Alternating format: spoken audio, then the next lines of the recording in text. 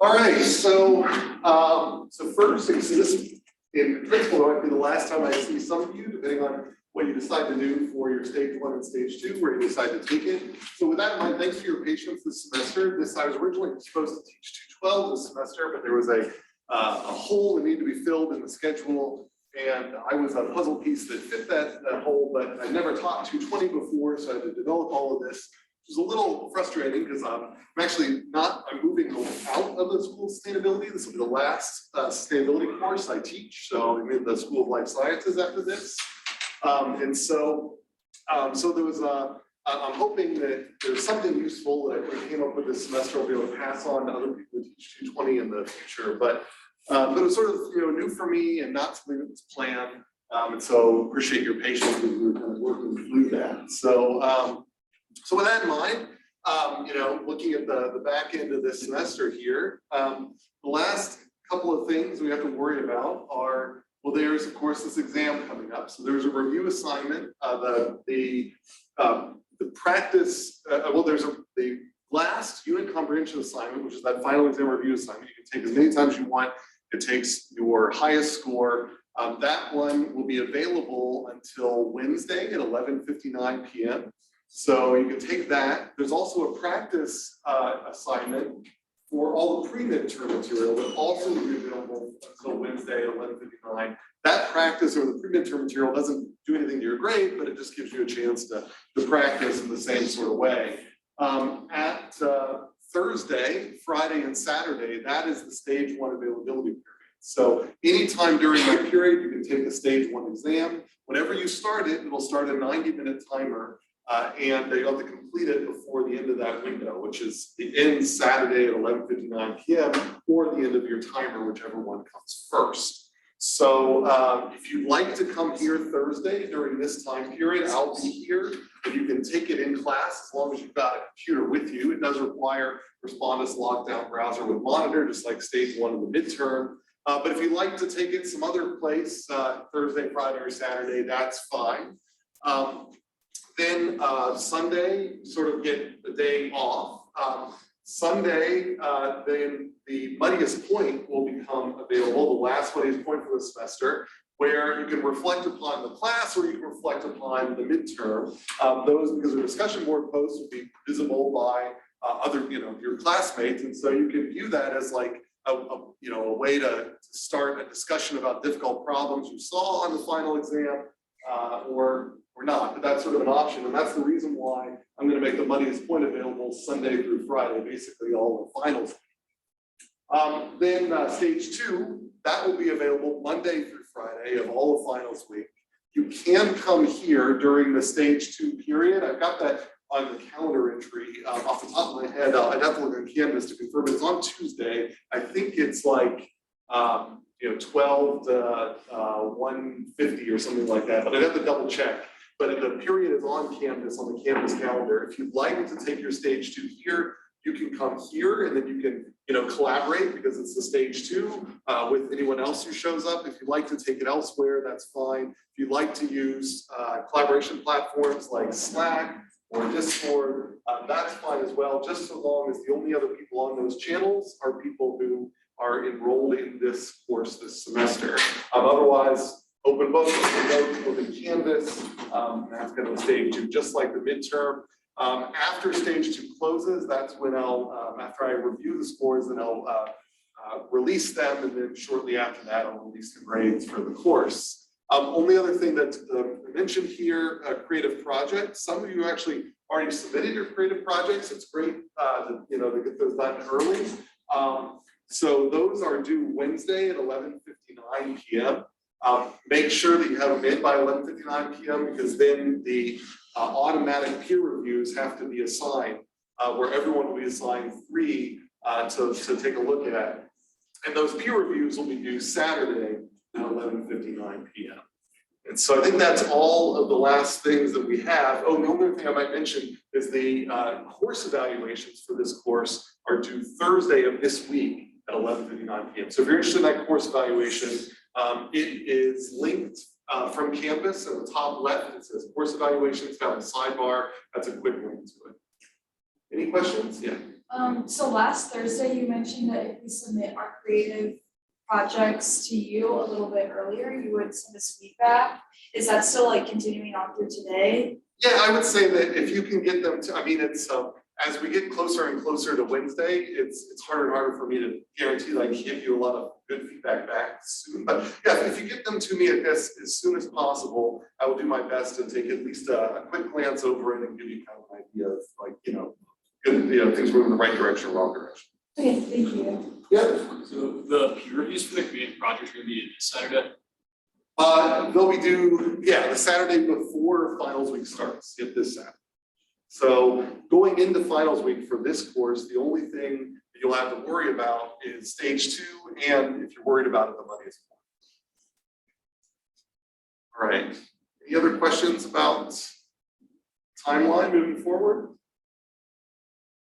All right, well then, otherwise, what I've got behind this slide are just, and as a reminder, at the top of every unit, there is a study guide for that unit in the modules on Canvas. And within that study guide, there are these learning outcomes. And so I've just copied these learning outcomes on every slide here just to sort of generate questions. I'm almost done with the final exam. I need to add like maybe 2 or 3 more questions. I just go through this and I look at each one of these and then I draw a couple of questions from each unit from this learning outcome set. So if you feel comfortable with the things on these learning outcomes, then you should at least be familiar with the questions that pop up. I've tried on the final exam so far to take more advantage of partial credit opportunities in Canvas questions. So you'll see a few bit more of it. So some Canvas questions like matching questions, for example, those provide partial credit opportunities. I've tried to add multiple choice questions where some of the alternative choices give partial credit just to provide a little bit more of that opportunity there. But otherwise it's a very similar format to the midterm. So if you have specific questions, I'd love to take them. If you don't, I'll just sort of give you a review of like what we went over, and then if things pop up, then you can just let me know. So are there any specific questions that you would like to handle? Yeah. So there's like a specific questions about the about any final exam. Yeah, we're right about the final exam or about any topic in the course that you want to kind of a review. There's like a million different terms when it comes to the first few chapters, and like there's like tipping points and stability regimes, and I just feel like I always get confused because there's so many terms for like so many things that just seem so similar. I think we could go over there's so many, if we could go over that would be great. I think there was actually a similar question in the midterm. So like, a lot of that stuff was started to get introduced in Unit C, and this kind of resilience thinking. And then I think in Unit D, where we got into chaos, but I think it was primarily like Unit C.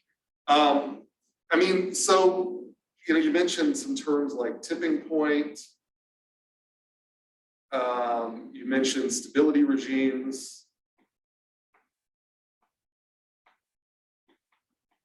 And I guess tips that I'd have here is like, just try to remember that when we talk about tipping points, those correspond to exogenous or slow or control variables. Whereas stability regimes correspond to endogenous or fast variables. And so what we mean by that is, trying to build on what we talked about in previous units, is that, if you were to sort of diagram out what you think are the important variables that are changing and having an effect on each other in a system, you might come up with like a causal loop diagram where you've got, A has a positive impact on B, B has some negative impact on C, and maybe C itself has a negative impact on A, so that's sort of a positive feedback loop. So A, B, and C are endogenous variables. And if you had some other variable that's coming from the outside, D, which has maybe a positive limit on A, D is our exogenous variable. And so if we, this is like a rough, this CLD is roughly like how these different variables relate to each other. But if we look at, this generates a behavior over time. And that behavior over time, it plots time here, and we'll plot an endogenous variable on this axis, like A or B or C. So I'll just say A, be arbitrary here. And we might find that because this is a positive feedback loop, that maybe A has some interesting transients, but then over time just grows and grows because it's a positive feedback. Now, so here there's no stable equilibrium.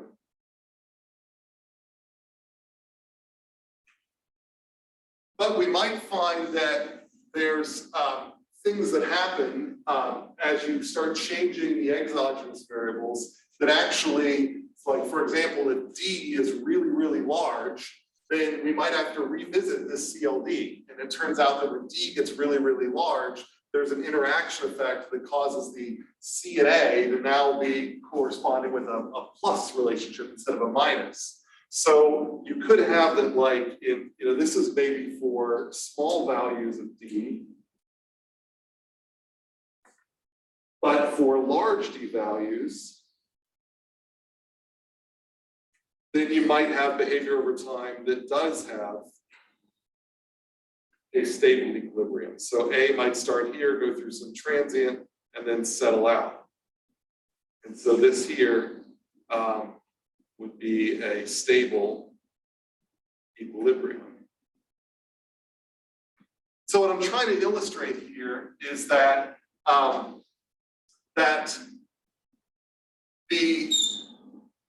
trying to tie things together, trying to use some of the earlier content to reinforce the later content, is that these endogenous variables are the things that change very quickly when we plot them over time. And as they change, they cause other variables of the system to change, and they might have this sort of relationship in this way. And if we just look at the endogenous variables, then we might find that they grow forever or they settle down. And this idea of them settling down, that's where we get this notion of stability. And so that's where we can say, well, what values of A guarantee that they always will go to this one equilibrium? Well, that right there is a stability regime. But there might be some values of D that cause A to lose its stability regime. Well, the critical value of D, so the value, the point where D gets so large that A loses or gains a stability regime, that is a tipping point. And this is very abstract, but you can kind of think about this as saying that like D might be the temperature of the planet, and A, B, and C might be just natural processes that restore the amount of ice over the seasons or something like that. So as you get more and more ice, maybe it leads to some later effects down with El Nino or La Nina effects, which changes the amount of moisture in the air, which come around the next time it gets cool again, may affect the amount of ice there. And that might end up over time guaranteeing that you have roughly the same amount of ice year after year after year. So you have a stable amount of ice over the whole planet. But as it gets hotter, maybe the dynamics of that change, but there's always a stable amount of ice. But it might be that once it gets sufficiently hot, it's to the point where there's no way for the feedback loop to regulate itself. And the ice just continues to melt from year to year to year until it disappears entirely. And that would be when we reached a temperature tipping point, when it got so hot that the endogenous variables failed to have a stable equilibrium. It's kind of an example there. So if I were to write that down, you could imagine maybe D is temperature, maybe A is ice, polar ice. Maybe B is atmospheric, humidity or something. And I don't know what C would be, but some other thing that, so if the ice and the amount of water vapor and all these things are changing relatively quickly, and if we assume the average temperature is constant, then maybe these keep, that over year after year, we get the same amount of polar ice. But once we increase temperature sufficiently high, then maybe these fail to regulate a certain amount of polar ice, and that means the stability regime has now disappeared, and now we're stuck with the ice melting away to nothing. So an example there. So that's kind of like, I can go further on, like we can draw bifurcation diagrams, I can draw bases of attraction, if there were,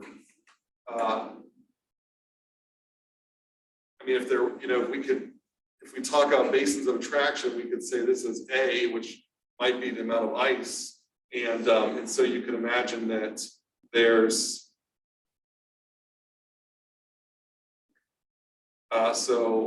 if this was our, we'll call this a ball and basin model. So how many stability regimes do we have for polar ice here? How many people say 1? How many people say 2? More hands, how many people say 3? Right, so I would say that the answer is probably either 2 or 3. If we just look at this, because we see that there's 3 peaks and there's 2 troughs. And so the troughs are our stability regimes. So I would say there's 2 stability regimes.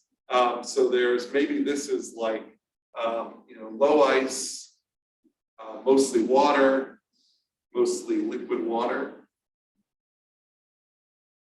And then this here is maybe, ice age, mostly ice.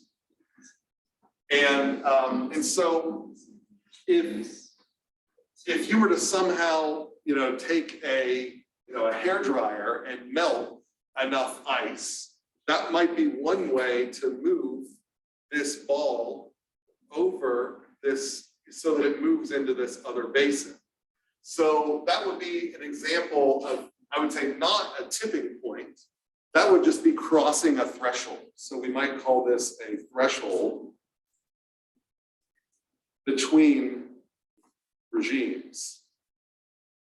And so that would generate a regime shift. But if we talk about, a change, so imagine now we had a change in global average temperature, then that is going to change this stability regime to maybe looking just like that, where now we've lost the ice age regime due to high average temperature.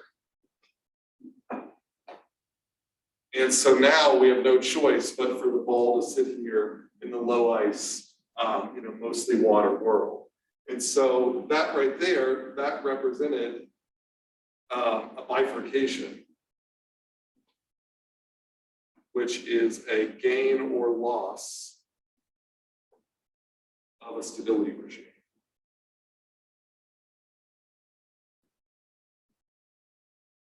And the whole bifurcation diagram summarizes this, where you can say for this value of D, we have the stability regime, that we have these equilibria here and here.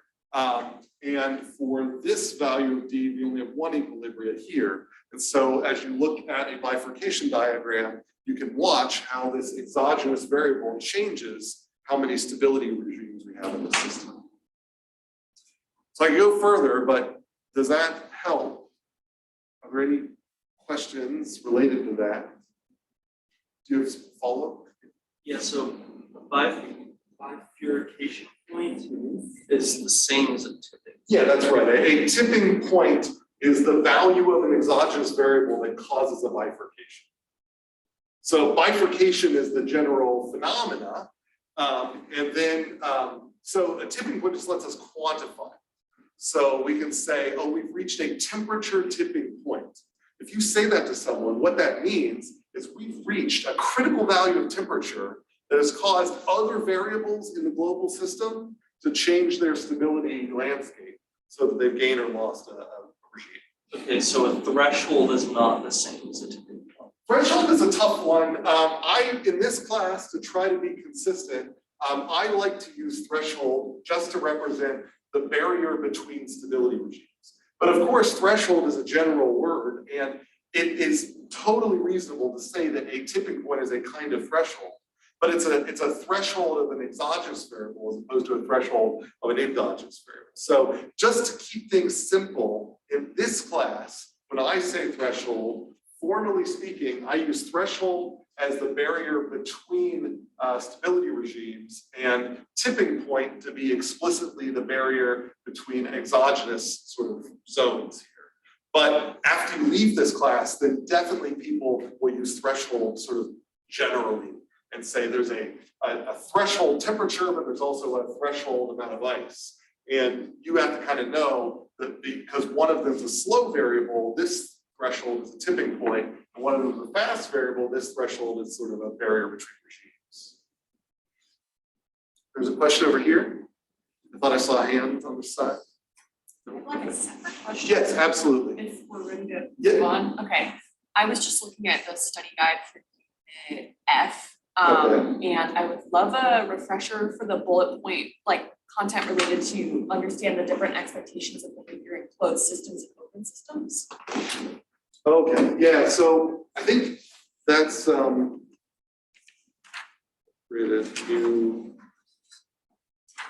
yeah, so the question there is about closed versus open systems. And the big thing that I want to get up here is when we talk about closed systems, so remember, there's no energy added. What do we view as a typical, what do we view sort of as a null hypothesis as the key organizing principle behind how closed systems evolve over time? Anybody have a guess? What's the key sort of process that we view to help us make predictions about what would happen if we're just focusing on a closed system? Yeah. Some sort of barrier is created that makes it no longer consistent. Is that? Well, no, let's say the system's already closed. So we've already said that all of these variables here are just participating with each other. There's no energy coming in from outside. There's no matter coming in from outside. This is just a closed system where it's just a box where the only energy it has is the energy inside the box. And we want to make predictions about what's going to happen to the box in 100 years when we then open the box and see what's in there. So what would be the thing that we view as the main organizing principle for closed systems? It's a very physical thing. So it's, I'm just looking for like a name of something that we spent a lot of time on earlier in the semester. It's related to entropy. So what is the law that's kind of related to entropy in closed systems? Law of thermodynamics. Which law of thermodynamics? The second law, right. So the main organizing principle we think about is the second law of thermodynamics, which basically means that on average, entropy tends to increase, or in other words, if microstates change to other microstates randomly. So no like external guiding force. Then system is more likely to be in macro states of higher multiplicity. And what does the word multiplicity mean? Way to count how many microstates are in a macro state. That's right. So that's the number of microstates in a macro state. And so this is a very physical definition, but doesn't have to just apply to physics. So like I was saying, if we imagine an economy and we don't imagine that there's any government intervention, that people are just, we don't know the guiding force of why people decide to buy from one person and not another. So what we do is we just model all those interactions randomly. We don't assume that any new wealth is being created. So you have a fixed amount of wealth in the economy, and we're just watching what's happening as people trade money. And there are there's no taxes, there's no other public services or whatever. It's just people trading money. And we say, well, what's going to happen to the money over time? And so in that example of a closed economy, then we would maybe expect that, so for a closed economy, then we would expect that the wealth distribution will look more and more exponential, which is also known as the Boltzmann distribution. And that's just because mathematically, this is the max entropy distribution for a fixed non-negative quantity.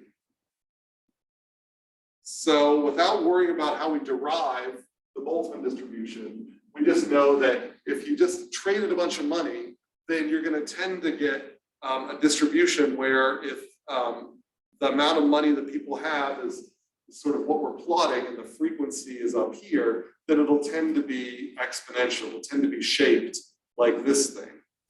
And we said that there's the Gini coefficient of that is 0.5.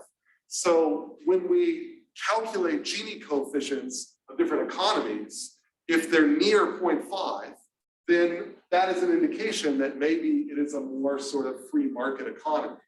If they're near 0, then that is an indication that maybe that economy is redistributing wealth from the very wealthy to the less wealthy to make things more uniform. And if it is a very high Gini coefficient, close to 1, then that means that maybe that economy is collecting wealth more than you expect by randomness in just a very small set of people who sort of have all the wealth.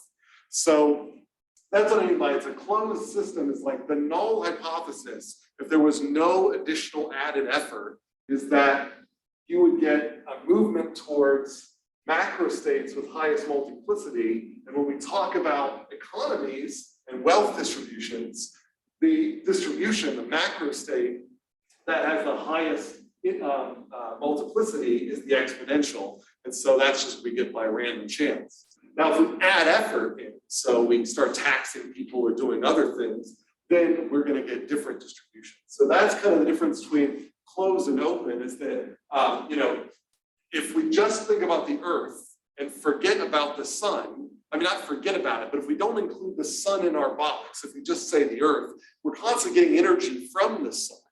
And because we're getting energy from the sun, then life can reorganize itself in a way that seems to violate the second law. And so by not considering the sun, then the Earth by itself does not appear to be moving towards higher and higher levels of entropy. But if you consider the sun and the Earth together, then the solar system is actually moving to higher and higher levels of entropy. So that's the big thing here, is that before you can apply the second law, you have to ask yourself, are there fluxes of energy coming in? Are there fluxes of external effort shaping this system. And if there is extra fuel coming in from the outside, then all of this second law stuff is really not relevant. But if the system as a whole doesn't have any other connection to the systems around it, then a good null hypothesis is that that system will probably be driven by the second. Does that help? Okay. Yeah. What does that say after fixed? This is a non-negative quantity, so like money. So this is like non-negative. I'll say greater than or equal to 0. So non-negative.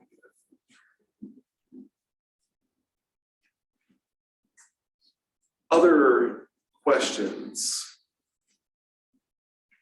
Again, I can just go through the learning outcomes for the different units and see if that generates any questions. But if there's specific questions that you have or still, worried about, then love to hear those. I'm sure other students also have those questions. Yeah.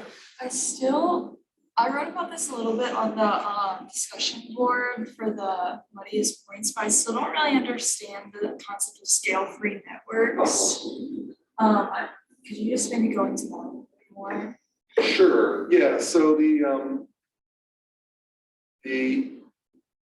there's this question of scale-free networks, which are a type of small world network.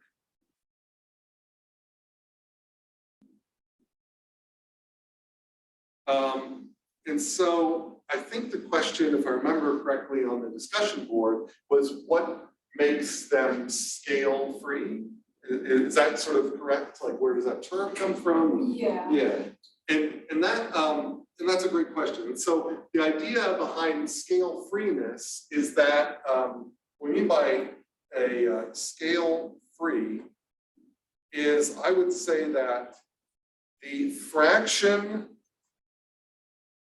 of the scale that, I'll say the variance, how about this? The variance in the distribution, the variance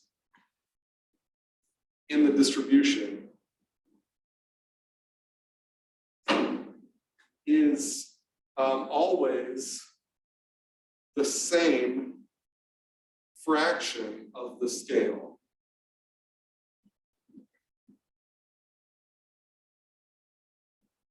And so what do I mean by that?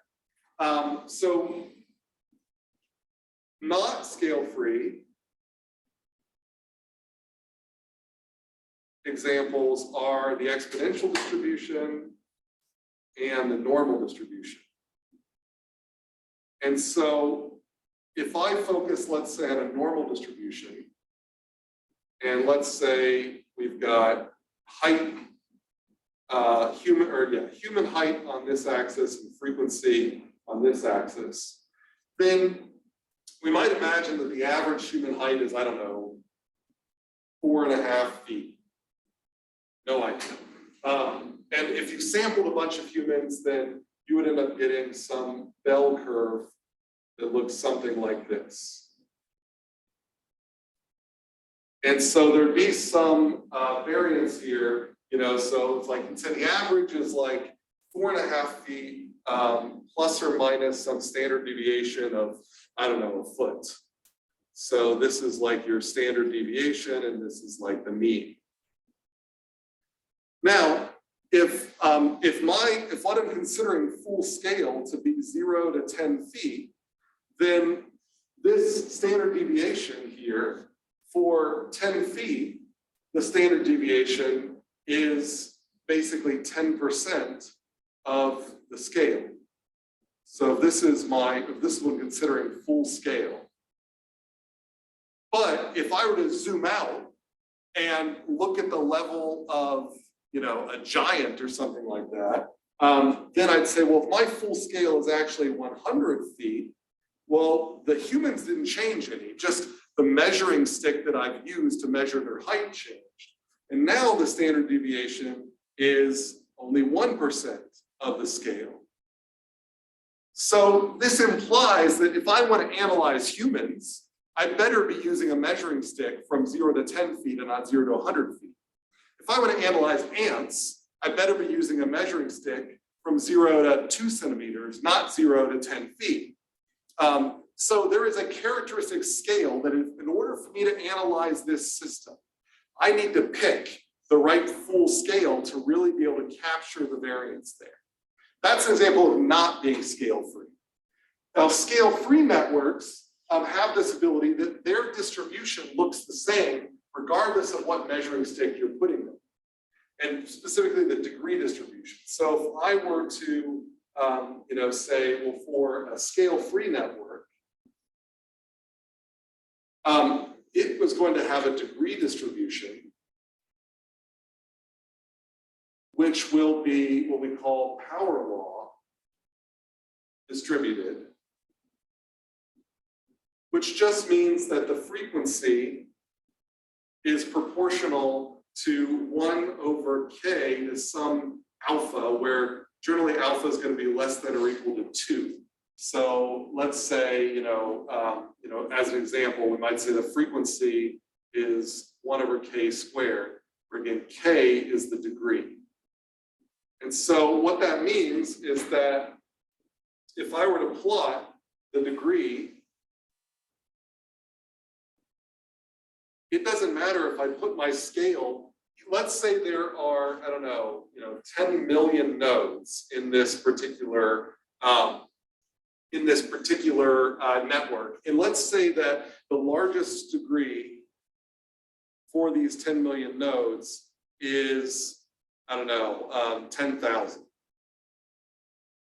Well, I could either plot all of the nodes up to 1,000 or all of the nodes up to 10,000. And I could, bin these things and then see what the frequency distribution looks like. And regardless of whether I'm looking at a full scale of 10,000 or a full scale of 1,000, the relative frequency of how many, if I count how many nodes fall into each one of these bins, and then I take their fractions. So you can imagine that if you think of this in terms of percentage, then I'm going to get sort of the same percentage of, if I were to pick a point right in the middle here on both of these, I'm going to get the same percentage of nodes on the left of that, regardless of what scale I'm looking at. So what I'm saying here is, so long as we're under 10,000, so of course there is, that's the thing about these networks aren't infinite. So they do have, but if we pick a really large network, and as long as I look at a scale that's smaller than that network, it doesn't matter how small I get, the degree distribution of every one of the smaller networks within it is going to also be power law distributed in the same way. It's like if you look at a snowflake looks like a particular pattern. If you zoom in on the branch of a snowflake, it looks like it has that same pattern, and then so on and so forth. And so as you get smaller and smaller and smaller, you see the same pattern. There's no characteristic scale. Whereas, this tablet, as I zoom in on the tablet, it just starts looking like more and more one color. As I zoom out on the tablet, it starts looking like more and more like a dot. So my view of the tablet looks very different, whether I'm looking at the whole classroom or whether I'm looking at a pixel on the tablet. But in the degree distribution, whether I'm looking for a large variation in degree or a small variation in degree, the distribution of all the degrees under that scale will be the same. And that's what makes it a scale-free distribution. And that property helps guarantee that regardless of what subset of the network you choose, there's always going to be a large variation in degree. And so there's going to be sort of, at this scale, there's going to be hubs. But then at this scale, there's going to be even bigger hubs. And so there's always going to be some node that has a higher connectivity, much higher than most other nodes in the network, regardless of what scale you use. Does that help? It's okay if it doesn't. I feel like I'm almost there. That helped a little bit, but there's still a little bit of confusion or fogginess, I feel like. Okay. Does anyone else have some thoughts that they would like to share that might help? What would be an example of a small world network that's not scale free? Oh, yeah, okay, so a small world network that's not scale free. So this is a small world network that is not scale free. So they mentioned in that chapter that if you create these networks based on proximity, so if we were to just sort of say you could only pass messages to the two people that are immediately most closest to you, then this is not a scale-free, not a small world network. This is just a network based on proximity. So this is a network based on distance in real world. And then we know that if we pick say 5% of links and randomly reconnect them, then you're going to get, let's say I'll copy this same network here.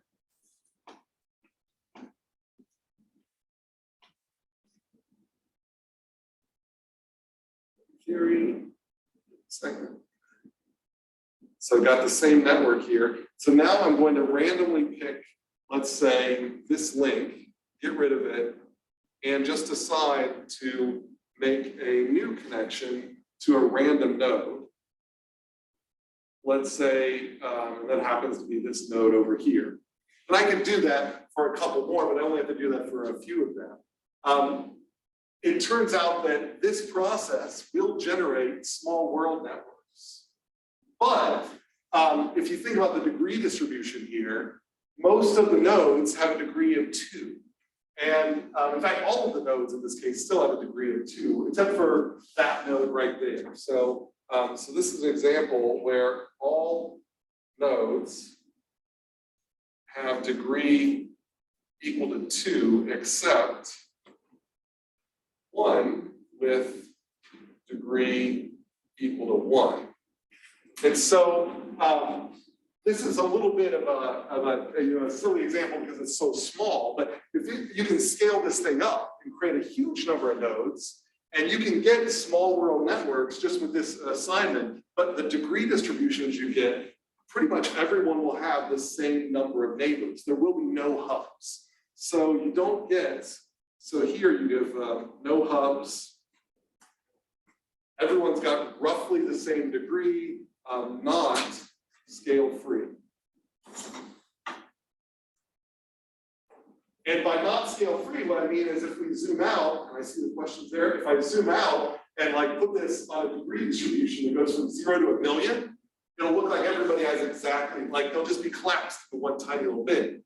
And so in order for me to see the variation in the degrees, I got to zoom in to a histogram that only has like degrees 0, 1, 2, and 3 in order for me to see that variation. So there is a characteristic scale to this network, but there would not be a characteristic scale to networks like these, which typically are formed by processes like preferential attachment.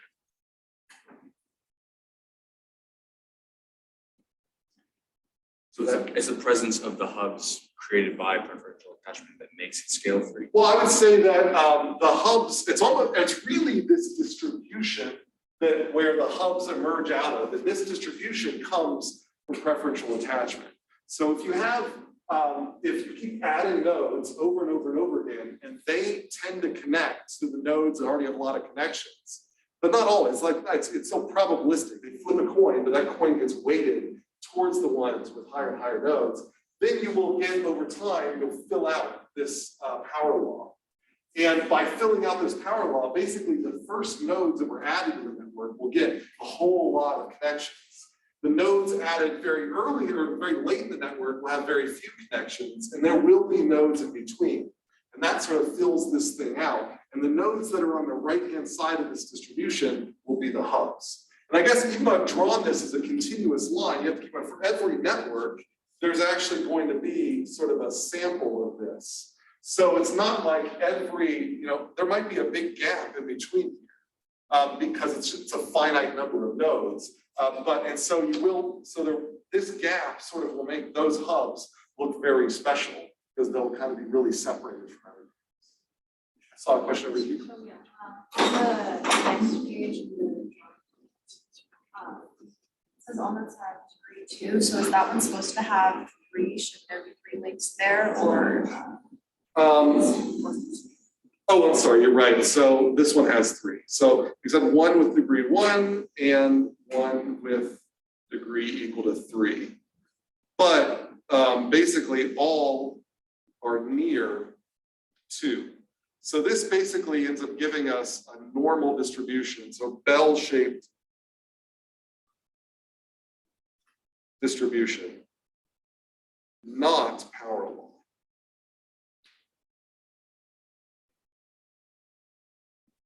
So in the scale-free distribution, the more links you have, the less common you are. In a normal distribution, then the more links you have, probably the less common you are, because there's probably a critical number of links that pretty much everyone hangs around at. That's what we get here. So a question over there. Yeah. I was going to ask if there's like a threshold at which a node becomes a hub. Like, how can you determine how many connections it needs to become a hub? Yeah, well, there's no sort of bright line rule that a node is a hub if it's a little bit like being an outlier in a data set. And because these are very skewed distributions. And so if you're familiar with outliers, you can think of the hubs are the outliers in degree.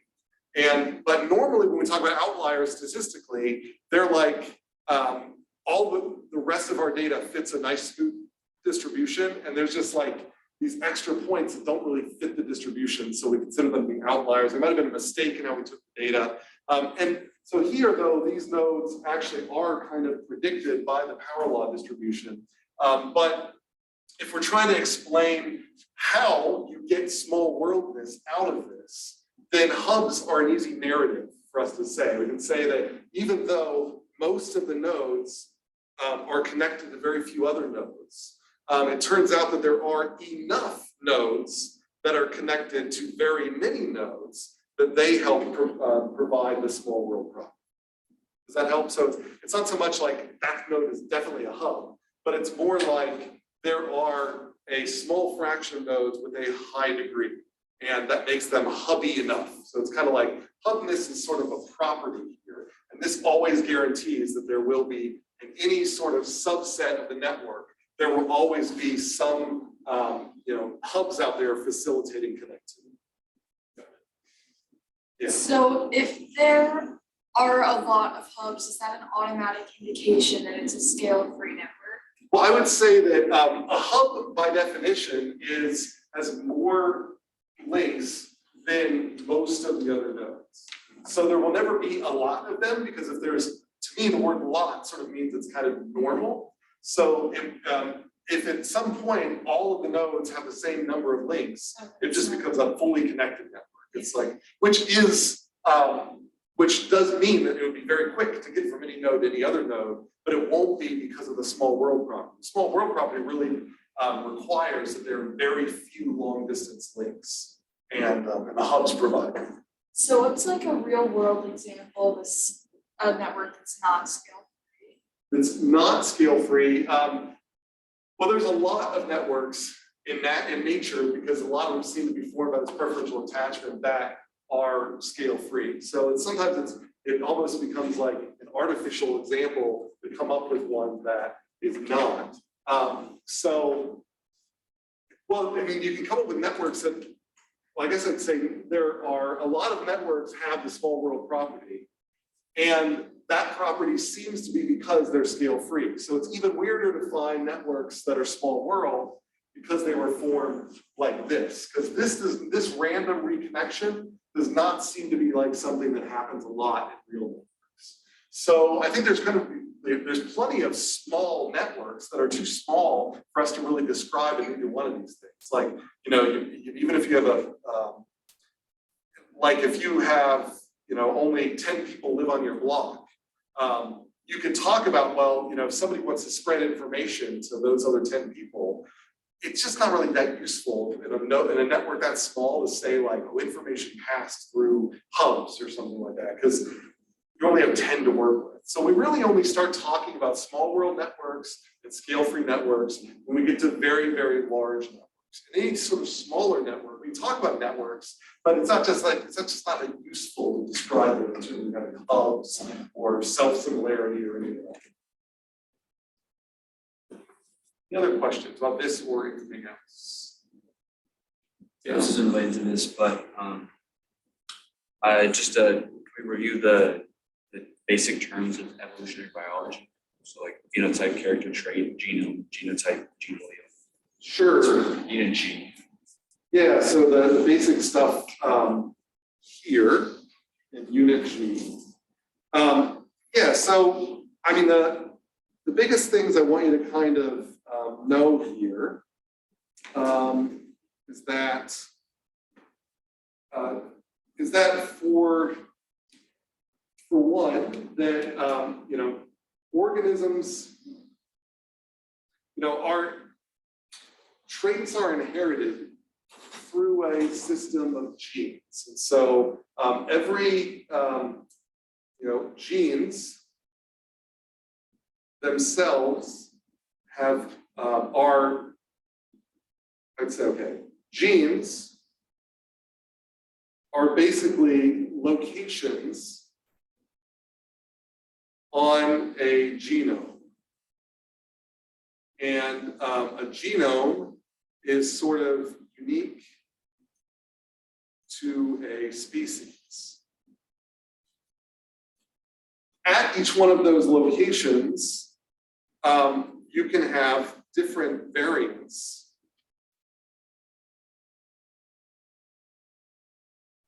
gene variants, and those are called alleles. And so, and then the collection and individuals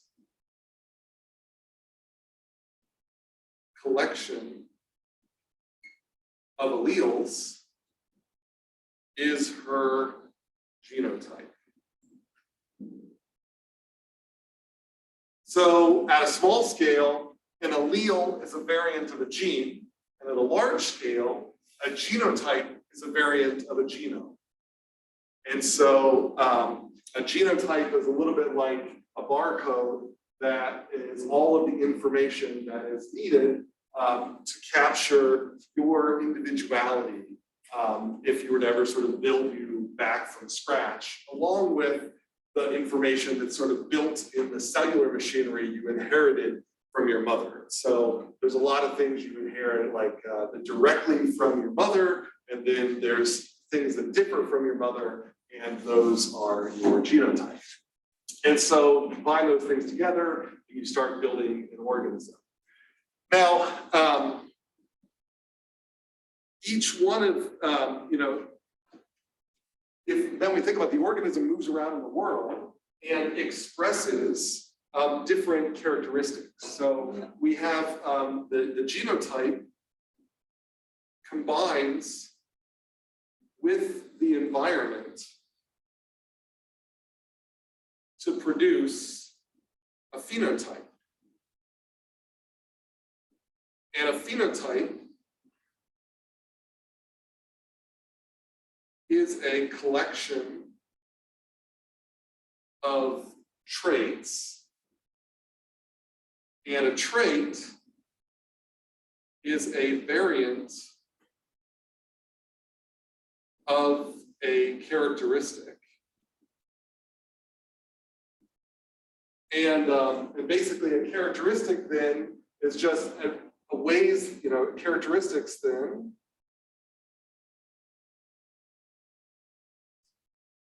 are ways of being different in the physical world.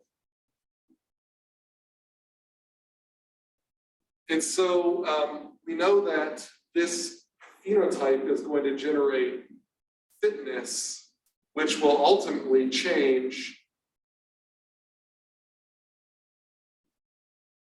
the frequency of alleles in a population. So there is not a one-to-one mapping from a genotype to a phenotype. I can have the same genotype as you, but if you've grown up in a different environment than me, we might express very different traits. So the phenotype is a collection of those traits. The traits are, by characteristics, so we can think a trait, for example, might be eye color equals, well, the trait might actually be blue eyes.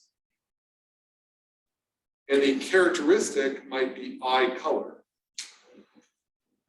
And so if we think about it, if I have, eyes that glow at night, that might make me very conspicuous. And so a predator might pick me off at night because I can't help it, my eyes glow at night. So that trait of having glowing eyes will end up providing a lower fitness, which will end up changing the alleles. Basically, the alleles that I have that are responsible when combined with the environment of producing glowing eyes, those alleles will be less fit because I won't survive to reproduce and pass those alleles down. And so there will be less and less glowing eyes in future generations. And that's the kind of tie between trait, fitness, and allele. But although there's sort of a direct tie between trait, fitness, and alleles, you shouldn't think there's a direct tie between genotype and phenotype because that environment is really needed to generate that phenotype. Does that kind of collection of things make sense? Alleles are variants of genes, genotypes are variants of genomes, traits are variants of characteristics, traits together make a phenotype, but a phenotype itself is generated by a combination of a genotype, so sets of alleles, and the environment. Let me make sure I covered, I think those are sort of the big ones that I want you to.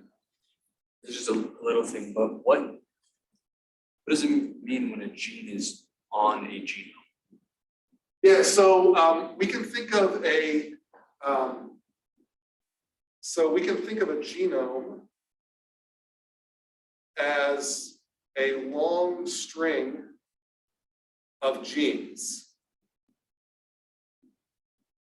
So this can be gene A, this can be gene B, C, D, etc. And then each one of these genes in its place could have allele A1 or allele A2 or allele, A9. And so each one of these genes has got a different set of alleles. So this is allele B1, B2, etc. And so the genome of a species corresponds to how these things are organized sort of, in the DNA, in the nuclear material. But then if we go to chromosome 4 at a particular locus, at a particular location on the chromosome, you and I there might be the gene for a particular, I don't want to say the gene for, because that sort of suggests that there's a one-to-one mapping to the phenotype, but there might be a gene, LAC1, LAC1 might be the name or a particular location of a gene, and you might have a different allele at that location than me. And so, if you send your nuclear material, you send your into 23andMe or one of these sites, then what they do is they're able to see at particular locations, what variance do you have versus I have? And what tells them that this is the allele that tends to be associated with having a widow's peak, or the allele that tends to be associated with having connected earlobes, is the position on it. And so the position in the genome kind of tells you how it's going to be used. But then on that position, you can have different strings of text. And we know that each one of those strings of text starts with a start codon and ends with an end codon. And so they can even be different lengths. But we just know that there's a particular kind of like start marker that your cellular machinery knows how to get to. They're like chapters of a book. And some chapters can be longer. So your chapter can be longer than my chapter, but we've all agreed that chapter 1 tells us how we were born. We all agree that chapter 2 tells us how we were educated. My chapter 2 might be different than your chapter 2, but if we want to look up how we're educated, we look at chapter 2, which is always located after chapter 1. Does that make sense? Any other questions? Yeah. Going back a second, could you go over preferential attachment? Preferential attachment. Yeah. Go back to the network. Resilience thinking goes the other way. So preferential attachment is just, it is one of now, there's sort of two big mechanisms that people assert, but for the purpose of this class, we can just focus on preferential attachment. So the conundrum was that scale-free networks are everywhere. So how are they built? And so a hypothetical answer to that how question was that it's a hypothetically speaking by preferential attachment. And this basically means that as nodes are added and make links into the existing network, their probability of linking is a function of the number of links at each existing node. So specifically, more links equals more likely to get linked, to get new links. And so this creates a rich get richer, or a success to the successful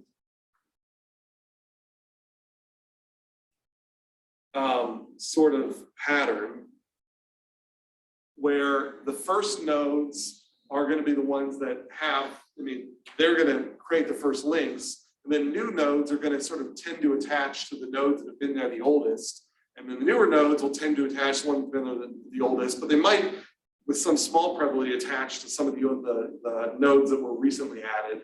And this goes on and on and on. And so you end up getting this growth where the old node, where all the nodes kind of grow at a similar rate. And that's what gives you this like scale freeness where you never get a reassortment. The old nodes always stay ahead of the moderately aged nodes, always stay ahead of the young nodes. And that's what gives you this kind of emergence of this power law distribution. Because just keep preferring to attach to the ones that have already had a lot of attachments. And that tends to generate, and this, I guess I'll say, generates power law distributions, degree distributions.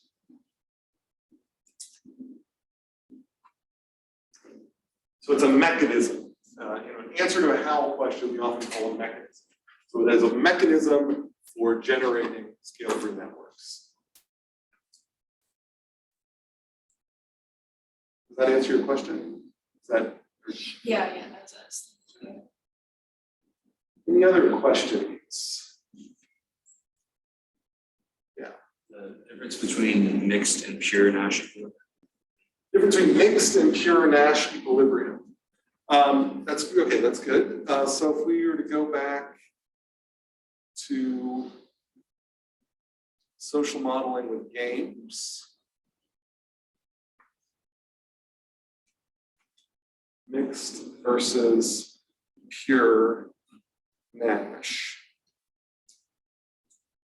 So a pure Nash is, this describes every player playing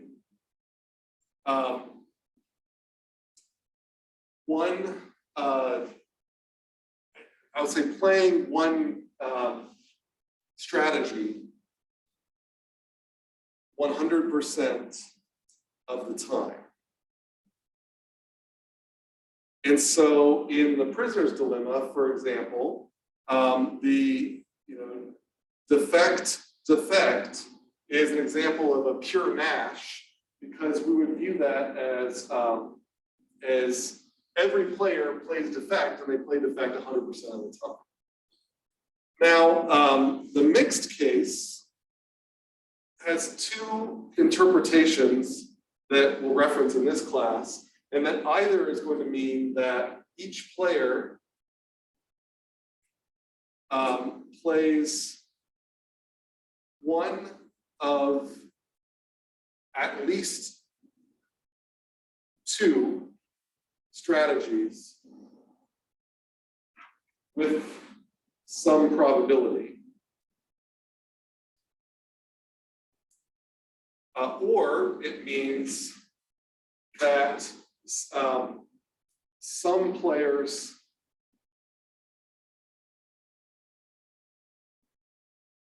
play one strategy and others another. And so the good example of this is in the hawk-dove.